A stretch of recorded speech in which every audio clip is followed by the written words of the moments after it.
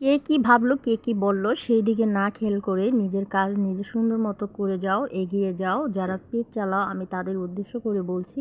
So hello everyone, আসসালামু আলাইকুম। সবার কী অবস্থা, কেমন আছেন? সকাল সকাল চলে আসছি মা মেয়ে প্রজেক্টে কিছু সবজি নেওয়ার জন্য। এদিকে আসার পরে আমার আম্মা দেখলো একটা কলা গাছ ভেঙে পড়ে গেছে। কলা গাছে বড় একটা কলা ছড়া আছে, সেটা কেটে নিয়ে যাবে, এই জন্য কাটলো। আর এদিকে হচ্ছে কচু নিবে, আজকে লতি নিবে না, লতি তেমন নাই, ছোট ছোট লতি। এর আগের দিনও লতি নিয়েছে, এই জন্য আজকে আর লতি নিবে না, শুধু কচুটাই নিবে। তো ফাইনালি এদিকে বাসায় চলে আসছে কলাছড়া আর কচু নিয়ে। এদিকে আমার ভাবি হচ্ছে ভাত বসাই দিচ্ছে, আর যা যা রান্না করবে সেগুলো কাটাকাটি করে রেখেছি। আসলে আমি বাসায় আসলে কখনোই ঘরে স্থিরভাবে থাকি না, আমি আমার কাকির ঘরে, এই ঘরে ওই ঘরে দৌড় পাড়ি এদিকে ওদিকে।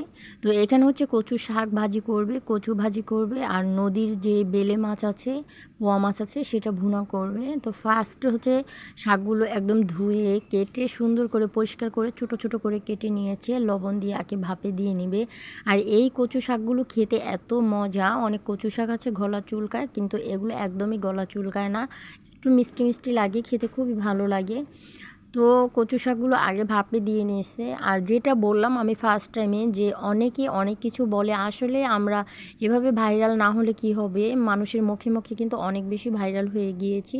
তো অনেকেই অনেক মন্তব্য আমি যে পেজটা চালাই এটা অনেকেই মনে করে নেগেটিভ, আবার অনেকেই জানে, যারা জানে যারা বোঝে তারা পজিটিভভাবে নেয়, আর যারা জানে না বোঝে না তারা মনে করে যে পেজ চালানো খারাপ কিছু। তো এইগুলো আমি একদমই কেয়ার করি না, একদমই আমি এগুলো মাথায় নিই না। আমি আমার মতো করে কাজ করে যাচ্ছি, আমি আমার মতো এগিয়ে যাচ্ছি। কে কী ভাবলো, কে কী বললো, সেই দিকে আমি একদমই খেয়াল করি না। কারণ আমার এইগুলো যদি আমি মাথায় নিই তাহলে কিন্তু আমি কন্টিনিউ আমার পেজটা চালাতে পারবো না। সো মানুষের কথা যে যা বলার বলতে থাকুক, আমি আমার মতো এগিয়ে যাব। আর সবাই আমার জন্য দোয়া করবেন।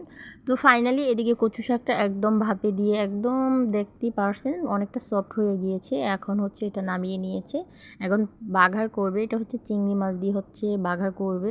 তার জন্য এখানে শুকনো মরিচ আর হচ্ছে আগে থেকে পেঁয়াজ, কাঁচা মরিচ, লবণ দিয়ে ভাপে দিয়ে নিয়েছে।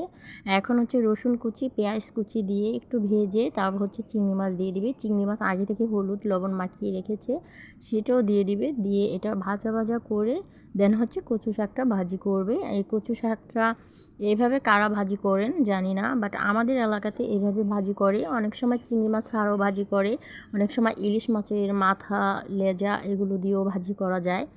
তো ইলিশ মাছ দিয়ে করলে বেশি মজা হয়। যাই হোক, আজকে ইলিশ মাছ ছিল না, চিংড়ি মাছ ছিল, সেটা দিয়ে ভাজি করলো।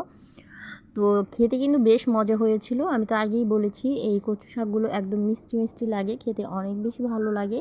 তো একদম ভাজা ভাজা করে নিচ্ছে। কচু শাকে কিন্তু কোনো রকমের পানি থাকলে কিন্তু গলা চুলকায়, এটা কিন্তু একদমই পানি থাকা যাবে না। তো ফাইনালি কচু শাক হয়ে গিয়েছে। এখন হচ্ছে যে নদীর বেলে মাছ আর হচ্ছে পোয়া মাছ, এগুলো হচ্ছে ভুনা করে নিবে। এভাবে মাছটা ভুনা করলে কিন্তু খেতে বেশ ভালো লাগে। এটা ভুনা করার জন্য হচ্ছে বেটে নিয়েছে কাঁচামরিচ, জিরে আর হচ্ছে পেঁয়াজ, একটু রসুন শিলপাটায় বেটে নিয়েছে। তারপর হচ্ছে বাকি মশলা দিয়ে কষিয়ে সুন্দর করে এভাবে বসাই দিচ্ছে, একটু কষিয়ে ঝোলের পানি দিয়ে রান্নাটা করবে। আর এইভাবে আমার মাছটা পাতুরি করলে না খেতে এত মজা হয় কি বলবো। এভাবে লাকড়ির চুলায় মাছটা পাতুরি করলে আর এই ধরনের মাছ, নদীর মাছ খেতে কিন্তু অনেক মজা হয়। দেখতেই পারছেন অনেক সুন্দর কালারটা, মানে অনেক ভালো লাগছে। আর এদিকে কচুটা ভাপে দিয়ে নিয়েছে, এটাও ভাজি করবে। এটাও সুন্দর করে ভাজা ভাজা করে ভাপে দিয়ে নিয়েছে আগে থেকেই। এখন চলে আসছি জমিতে। এখানে হচ্ছে সোনালি ফসল ঘরে তোলা হচ্ছে, মানে ধান মেশিন দিয়ে লওয়া হচ্ছে। আর এগুলো হচ্ছে অন্য মানুষের, আমার আব্বা এগুলো করে না, কারণ আমার ভাইরা বাহিরে, আব্বাও করতে পারে না, আব্বা ব্যবসা করে সেটার জন্য। তো আমরা একটু দেখতে আসছি, আমার খুবই ভালো লাগে এগুলো দেখতে। তো আজকের মতো এই পর্যন্তই, আল্লাহ হাফেজ।